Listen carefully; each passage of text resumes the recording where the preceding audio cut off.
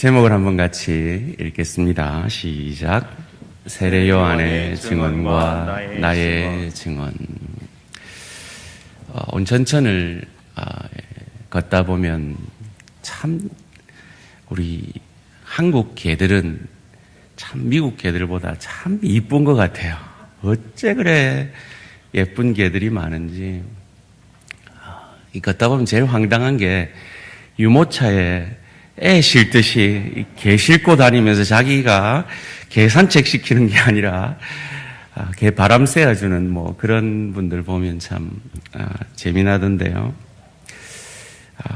참 요즘 이 반려견들이 참 인기입니다. 제가 뉴욕에서 목회할 때 우리 한 집사님 가정은 10여 년 너무 사랑하는 자녀같이 키운 개가 죽자 그 개를 박제하는 걸 봤습니다.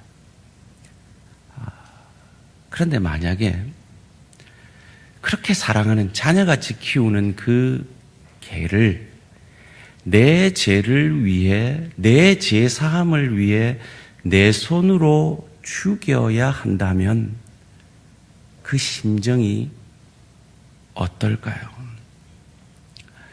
오늘 본문은 세례 요한이 예수님에 대해서 하는 증언입니다.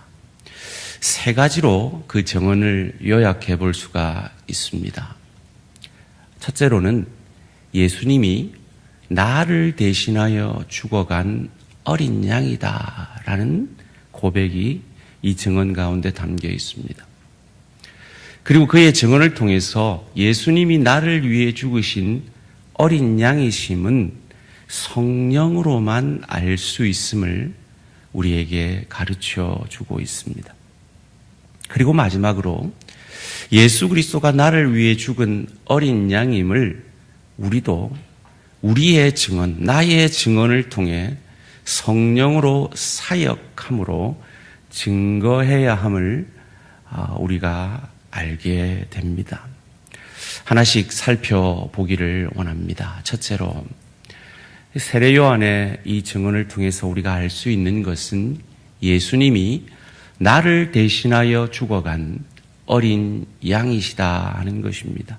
너무 중요한 구절이니까요. 오늘 본문 29절을 먼저 함께 읽겠습니다. 시작. 이튿날 요한이 예수께서 자기에게 나오심을 보고 이르되 보라 세상 죄를 지고 가는 하나님의 어린 양이로다. 아멘. 여러분, 한 사람의 신앙의 증언은 참으로 중요합니다. 놀라운 영향력이 있습니다. 세례 요한의 제자 중에 이 고백으로 말미암아 안드레와 오늘 이 글을 쓰고 있는 요한이 세례 요한을 등지고 예수님의 제자가 될 정도로 그 고백은 참으로 큰 영향력을 끼치게 됩니다. 이 세례 요한의 제자였던 이 사도 요한, 이 요한복음을 쓰고 있는 사도 요한, 그리고 그 사도 요한의 제자인 서머나 교회 감독이었던 폴리갑이라는 사람이 바로 이 증언 때문에, 이 증언을 믿음으로 말미암아 너무나 훌륭한 삶을 살았던 그이기에 황제의 서슬프런 명령 앞에 한 번만 예수를 모른다고 해라. 그러면 내가 너를 살려줄게라고 하는 그 총독의 설득에도 불구하고 내 주님이 내 평생 한 번도 나를 모른다 한 적이 없는데 내가 어찌 주를 모른다 하겠습니까? 라고 순교의 제물이 될 정도로 한 사람의 신앙의 고백은 엄청난 영향력을 끼치게 되는 것입니다. 오늘 이 세례 요한이 말하는 세상 죄를 지고 가는 할 때 이 세상은 바로 나를 포함하는 세상입니다.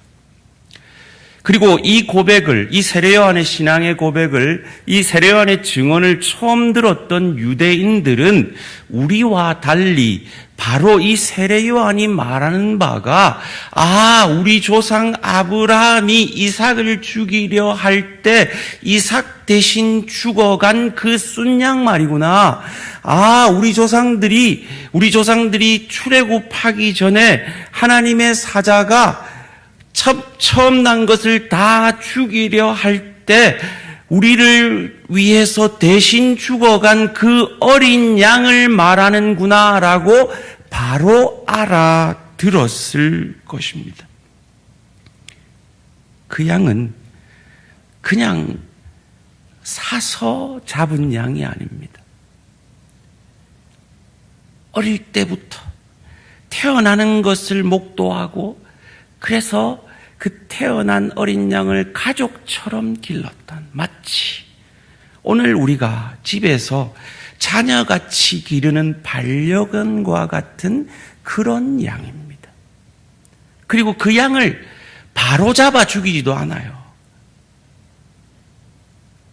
출애굽기 12장 3절 말씀입니다. 너희는 이스라엘 온 회중에게 말하여 이르라. 이달 열흘에 너희 각자가 어린 양을 잡을지니 각 가족대로 그 식구를 위하여 어린 양을 취하되, 어린 양 잡기 전 나흘 전에 이 죽을 양을 택합니다. 그리고 그 양을 메어 놓습니다.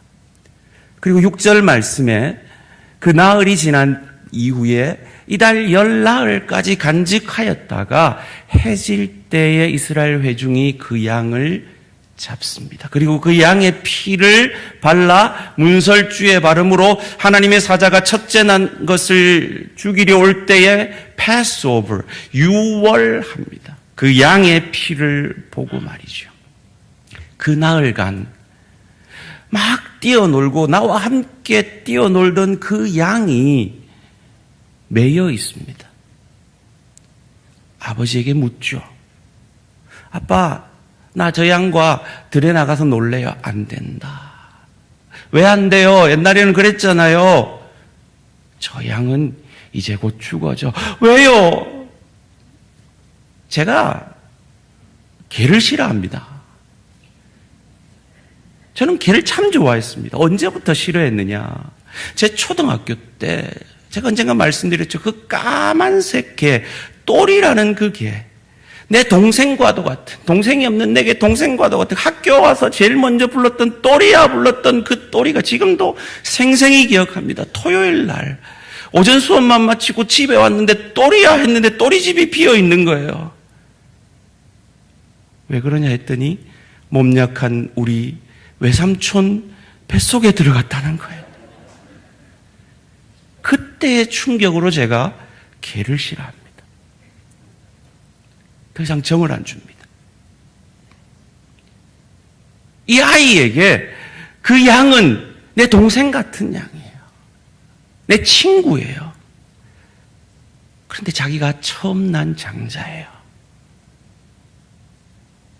내가 죽어져야 하는데 저 양이 죽어져야 한다고 아빠가 말을 합니다. 얼마나 슬펐을까요? 내가 죽어야 하는데 말이죠. 세례요한의 설교를 듣고 많은 사람이 회개하며 세례를 받습니다. 자기 죄를 고백합니다. 죽어 마땅하다 생각하여서 죽는 의식을, 물에 빠져 죽는 의식을, 나는 죽는데 죽지 않고 살아나는 것은 나를 대신하여 세상 죄를 지고 가는 하나님의 어린 양 때문임을 이스라엘 사람들은 몸으로, 그들의 제사의식으로 그들의 몸에 체득되어 있는 의식이기에 세례 요한이 저가 세상 죄를 지고 가는 하나님의 어린 양이다라는 이 고백을 할 때 그들은 우리와 달리 그 고백이 그의 가슴속 깊이 새겨지는 겁니다. 반려견을 키우는 여러분들에게 이 표현을 하라면, 보라, 세상 죄를 지고 가는 너 때문에 저 반려견을 너 손으로 죽여 그 피를 너의 집에 바르지 않으면 너는 죽을 것이다 라는 그 고백과도 같은 그 고백을 그들이 듣고 있는 것입니다. 그런데 세례 요한이 세례를 준 이유는 그저 그들이 죽어 마땅한 죄인이라는 그것만이 아니었습니다. 오늘 보면 31절 말씀입니다. 나도 그를 알지 못하였으나 내가 와서 물로 세례를 베푸는 것은 그를 이스라엘에 나타내려 함이라 하니라. 그들은 세례받음으로 용서받았다고 생각했습니다. 아닙니다. 그것으로 충분하지 않습니다. 이스라엘에 이 세상죄를 지고 가는 하나님의 어린 양을 나타내어야 했습니다. 왜요? 그가 이스라엘을 대신하여 죽어간 어린 양이기 때문입니다. 죄의 문제의 해결이 그 죄 없는 어린 양에게 있기 때문입니다. 첫 번째로 예수님은 나를 대신하여 죽어간 어린 양이십니다라고 세례 요한이 증언하고 있습니다. 나의 증언은 무엇입니까? 두 번째로 이 세례 요한의 증언을 통해 우린 예수님이 나를 위해 죽으신 어린 양임을 고백합니다. 그런데 그 고백은 내가 지식이 많아서, 내가 지혜로워서 할 수 있었던 고백이 아니라 성령이 내게 임했기 때문에 성령으로만 고백할 수 있는 고백인 것입니다. 앞선 구절에서 세례 요한은 분명히 고백하고 있습니다. 나는 그를 알지 못했다라고 말이죠. 세례 요한은 예수님이 진짜 메시아인지 그리스도인지 구원자이신지 끝까지 고민하고 갈등하며 선택의 고민을 했던 것 같습니다. 요즘 현대인들은 햄릿 증후군을 앓고 있다 그래요. 죽느냐 사느냐 이것이 문제로다 하는 것처럼 여러 가지 선택의 문제 앞에서 선택 장애를 겪고 있는 것이 현대인이라고 하고 있습니다. 혹 이 자리에도 그런 장애를 앓고 계신 분들이 계실지 모르겠습니다. 정말 예수가 나를 위해 죽은 구원자인가? 아니면 4대 성인의 한 사람인가? 라고 고민하고 계신 분들이 계실지 모르겠습니다. 정말 저 예수를 믿으면 내가 금생에도 복을 받고 내 생에도 복을 받을 것인가? 아니면 예수 믿는 것 때문에 내가 손해볼 것인가? 내 자존심이 상할 것인가? 예수의 뜻대로 살면 정말 하나님이 내 인생을 책임지실 것인가? 아니면 나는 날의 손해, 물질의 손해, 내 자존심의 손해를 볼 것인가? 이 갈등 속에서 정말 예수를 주로 모시지 못하고 정말 내 삶 가운데서 예수의 주되심을 삶으로 고백하지 못하고 계신 분들이 계실지 모르겠습니다. 주일 성수의 문제 가운데 10의 1의 문제 가운데 예수님이라면 어떻게 하실까라는 그 질문 앞에서 이 세례 요한처럼 햄릿 증후군을 정말 그렇게 할까? 그게 맞나? 아닌가? 라는 그 선택의 기로에 오늘 세례 요한처럼 있는 분들이 계실지 모르겠습니다. 그런데 세례 요한은 그 고민을 끝냅니다. 그 고민을 끝낸 이유를 오늘 본문 33절에서 34절이 이렇게 말합니다. 나도 그를 알지 못하였으나 나를 보내어 물로 세례를 베풀라 하신 그이가 하나님이 성령님이 나에게 말씀하시되 성령이 내려서 누구 위에든지 머무는 것을 보거든 그가 곧 성령으로 세례를 베푸는 이인 줄 알라 하셨기에 내가 보고 그가 하나님의 아들이심을 증언하였노라 하니라. 오늘 이 본문 전날 세례 요한은 예수님께 세례를 준 것으로 보입니다.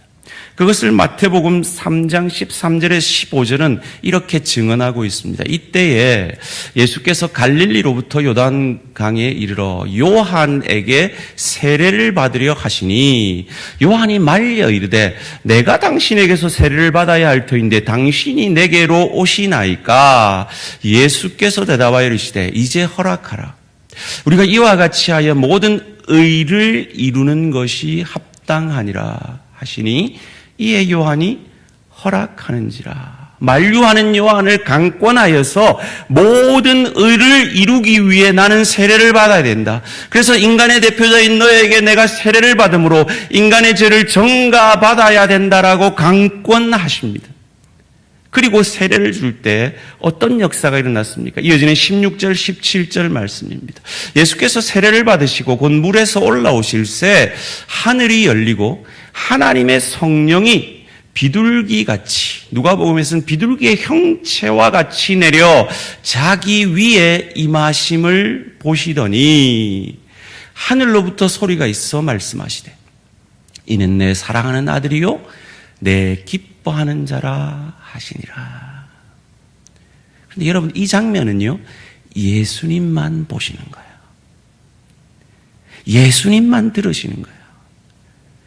이 장면을 사람들이 다 봤다면 끝이에요. 그냥 게임 오버예요. 그런데 이 장면은 성령의 사람만 볼 수 있는 거예요. 그래서 성령의 사람인 마지막 선지자 세례 요한이 그 장면을 보고 들은 거예요. 그 성령으로 말미암아 저분이 확실히 메시아, 구원자, 그리스도시구나라고 확증하게 된 것입니다. 사랑하는 성도님들, 여러분은 예수를 메시아로, 그리스도로, 구원자로 믿으십니까? 여러분이 그게 믿겨진다면 그건 여러분의 지혜가 아니에요. 여러분의 지식이 아니에요. 성령이 여러분에게 임하셔서 그 성령께서 여러분에게 그 고백을 만들어내신 것입니다. 그것을 고린도전서 12장 3절에서는 이렇게 우리에게 가르쳐 줍니다. 그러므로 내가 너희에게 알리노니 하나님의 영으로 성령으로 말하는 자는 누구든지 예수를 저주할 자라 자기 죄 때문에 죽은 자라 하지 아니하고 또 성령으로 아니하고는 누구든지 예수를 주시라 나의 구원자라 할 수 없느니라. 이 고백을 우리에게 만들어내신 것은 성령 하나님의 크신 은혜입니다. 얼마나 감사합니까? 얼마나 놀라운 은혜입니까?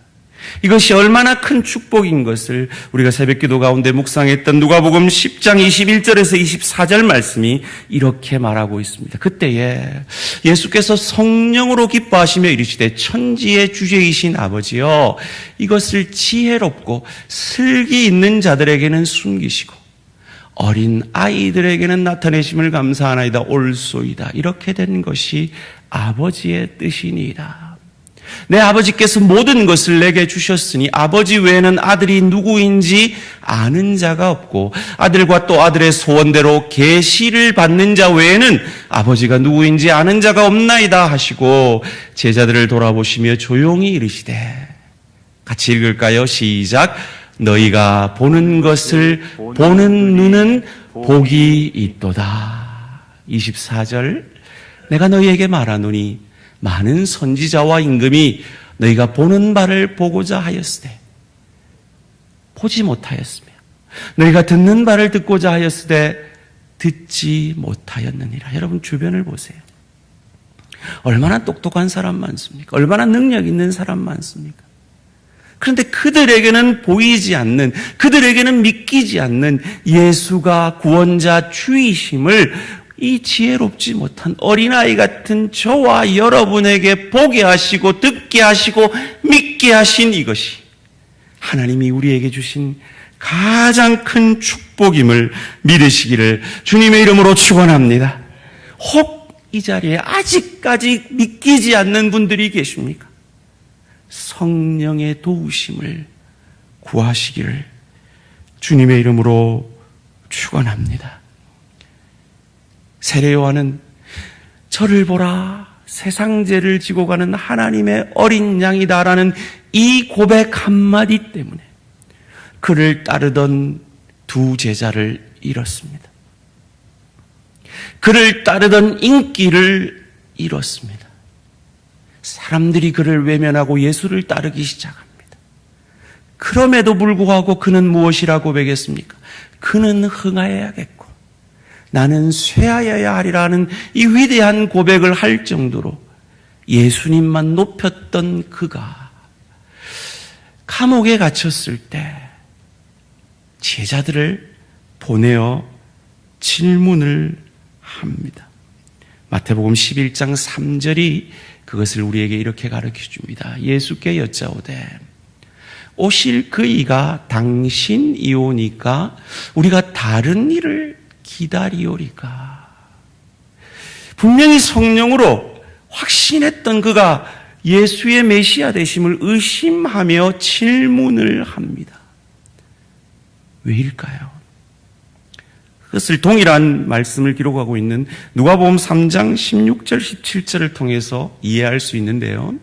요한이 모든 사람에게 대답하여 이르되 나는 물로 너희에게 세례를 베풀거니와 나보다 능력 많으신 이가 오시나니 나는 그의 신발끈을 풀기도 감당하지 못하겠노라. 나는 물로 세례를 베풀지만 그는 성령과 불로 너희에게 세례를 베푸실 것이요 손에 키를 들고 자기의 타작마등을 정하게 하사 알곡은 모아 곡간에 들이고 쭉정이는 꺼지지 않는 불에 태우시리라. 이것이 요한이 기대했던 메시아의 모습입니다. 그가 오면 회개하지 않는 너희들을 다 불살라 심판할 것이다 라는 것이 요한이 꿈꾸고 기대했던 메시아의 모습이었습니다. 그런데 예수님은 헤롯에 의해 옥에 갇혀 있는 자기를 구원하지도 않고 헤롯을 멸하지도 않으시는 겁니다. 이해가 되지 않죠. 마치 우리 인생 가운데 왜 내게 이런 일이 이해되지 않는 현상들이 있는 것처럼 말이죠. 그때 예수님이 이렇게 답을 하십니다. 마태복음 11장 4절 5절 말씀입니다. 예수께서 대답하여 이르시되 너희가 가서 듣고 보는 것을 요한에게 알리되 맹인이 보며 못 걷는 사람이 걸으며 나병 환자가 깨끗함을 받으며 못 듣는 자가 들으며 죽은 자가 살아나며 가난한 자에게 복음이 전파된다 하라. 그대로 띄워놔 주시고요. 여기서 맹인이 누굴까요? 못 걷는 사람이 누굴까요? 나병 환자가 누굴까요? 못 듣는 자와 죽은 자가 가난한 자가 누구일까요? 바로 저와 여러분이었습니다. 그리고 여러분의 가족 가운데 아직 믿지 않고 있는 내 가족이며 내 이웃이며 내 믿지 않는 동료입니다. 하나님은 심판을 유보하시며 인내하며 기다리고 계십니다.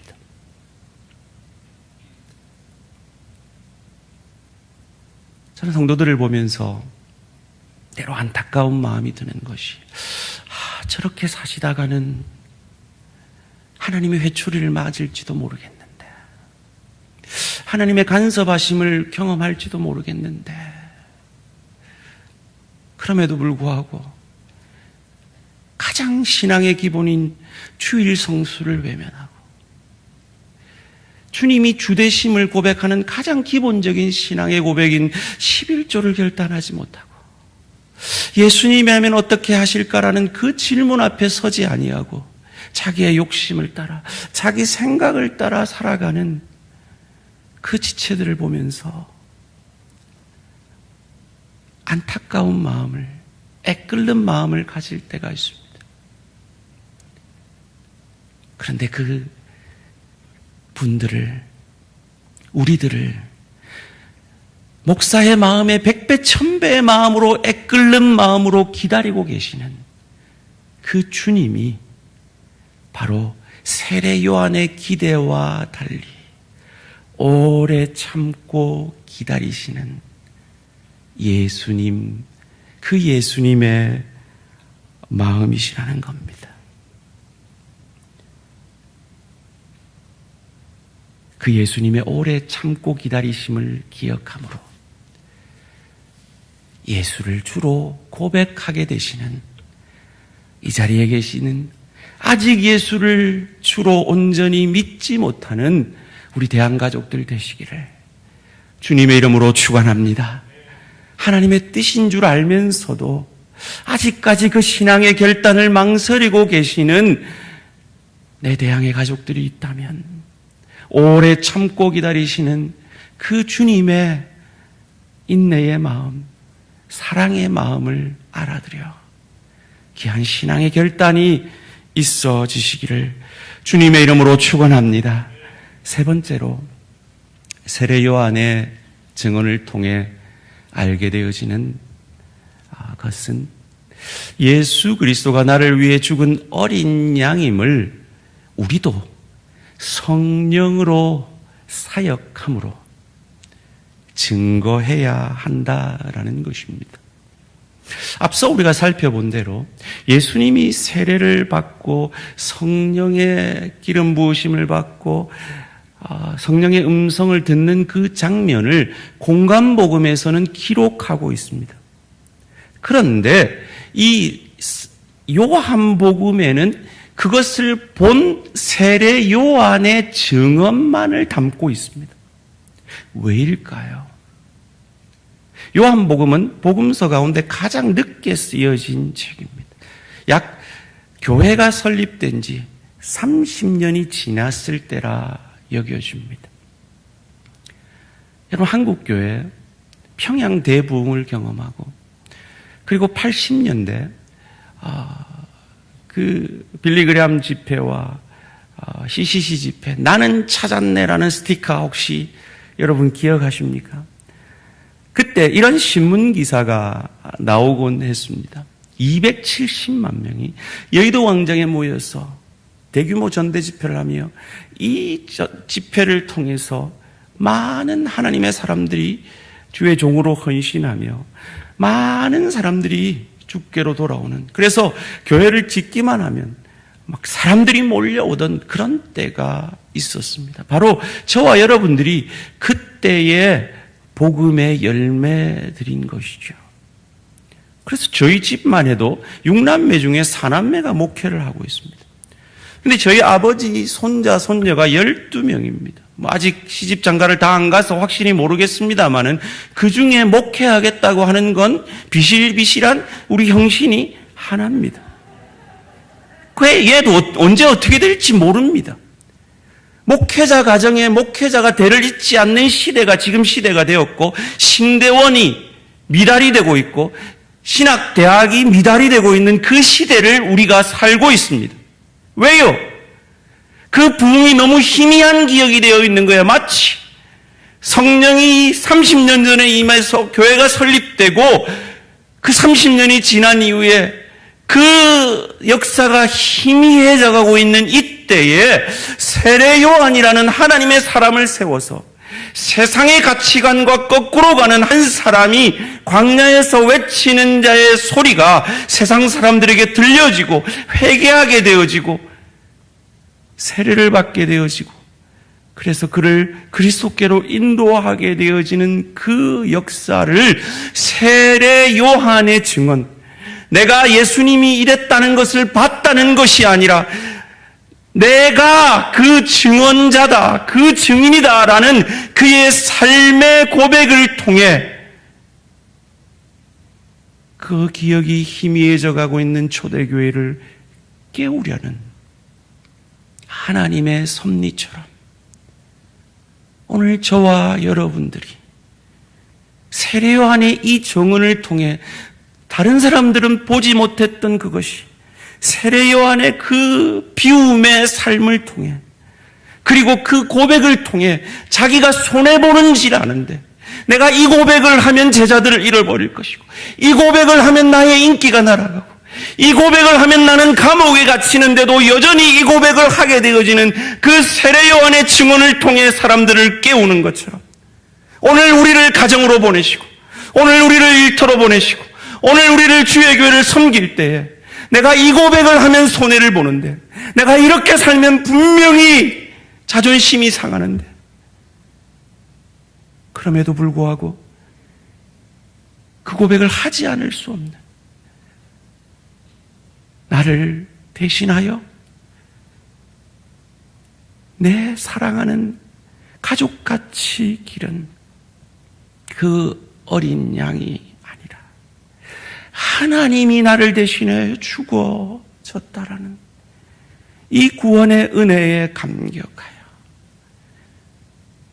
세례 요한의 증언을 통해 많은 사람들이 죽게 돌아온 것처럼 오늘 우리의 삶의 증언을 통해 우리의 다음 세대가 깨어나게 되기를 주님의 이름으로 축원합니다. 그를 위해서 우리는 내일부터 우리 자녀들을 위한 특세를 열게 됩니다. 여러분, 반려견이 죽었는데 너무 슬퍼서 박제를 할 정도인데 하나님이 나를 대신하여 죽으신 어린 양인 이 진리의 말씀을 우리 다음 세대에 전하기 위해서 우리가 못할 게 뭐가 있겠습니까? 좀 일주일 동안 잠 좀 줄이는 그 정도도 못한다면 정말로 우리가 나를 위해 예수님이 죽어졌다라는 이 고백을 우리의 삶 가운데 진실되게 하고 있다라고 어찌 말할 수가 있겠습니까? 일본의 배우이며 여성 작가인 고리야마 고마키 여사가 이런 유명한 말을 했다고 합니다. 배우는 막이 내리면 모든 것이 끝나지만 정치가는 연설이 끝나는 순간부터 모든 것이 시작된다. 그때부터 말한 대로 실천해야 하기 때문이다. 정치가가 코미디언처럼 보이는 것은 정작 중요한 이 뒷부분이 없기 때문이다. 오늘 세상 사람들이 그리스도인들을 우습게 보며 교회를 우습게 보는 이유도 이와 같지 않을까요? 세례 요한의 이 위대한 저가 세상 죄를 지고 가는 하나님의 어린 양이라는 이 고백 때문에 그의 제자였던 사도 요한이 그를 떠나 예수님의 제자가 됩니다. 그리고 한평생 초대교회 리더로 살았던 그 사도 요한의 제자였던 폴리갑이, 그리고 그 폴리갑이 섬긴 서머나 교회가 초대 7교회 가운데 칭찬만 들었던 교회로 기록되고 있는 이유는 그의 스승처럼 그 삶의 증언을 통해 그의 제자도 읽고 그의 인기도 읽고 순교의 제물이 되면서도 그 삶의 증언을, 그 믿음의 증언을 했던 세대 요한의 증언이 있었기 때문인 것처럼 오늘 우리의 다음 세대에도 그 믿음의 증언을 보여낼 수 있는 저와 우리 모든 성도님들 되시기를 주님의 이름으로 축원합니다. 지난 금요일 날 오신 분들은 아시겠지만 우리 황 전사님 통해서 참 은혜로운 말씀을 들었습니다. 말씀이 바른 믿음을 가지게 하고, 말씀이 바른 정체성을 가지게 하고, 말씀이 바른 목표를 가지게 합니다. 우리가 다 아멘 했죠. 제가 앉아 있는데 제 옆에 우리 다음 세대가 앉아 있습니다. 아멘 하더라고요. 그리고는 황윤영 전사님이 이어서 물었습니다. 그래서 바른 목표가 무엇입니까? 했더니 그 아이 입에서 마라탕 먹는 거요 이러더라고요. 사랑하는 성도님들, 혹 우리가 마치 우리의 인생의 목적이 마라탕 먹는 것처럼, 돈 많이 버는 것처럼, 그저 내가 행복하고 기쁘고 즐겁게 사는 것처럼 우리가 살아내었기 때문에, 물론 농담같이 한 얘기지만 우리 다음 세대들이 삶의 목적을 잃어버리고 있지는 않은지 돌아보아야겠습니다. 우리 올로 목사님이 섬기신 그 헌신에 비하면 참 저는 늘 부끄럽습니다. 우리 위대한 신앙의 선배들의 그 놀라운 헌신과 충성을 생각하면 우리 다 얼마나 부끄럽습니까? 그와 같은 마음을 우리 다음 세대에 물려줄 수 있는 세례요한과 같은 그 증언을 나의 증언으로 고백할 수 있는 저와 우리 모든 성도님들 되시기를 주님의 이름으로 축원합니다.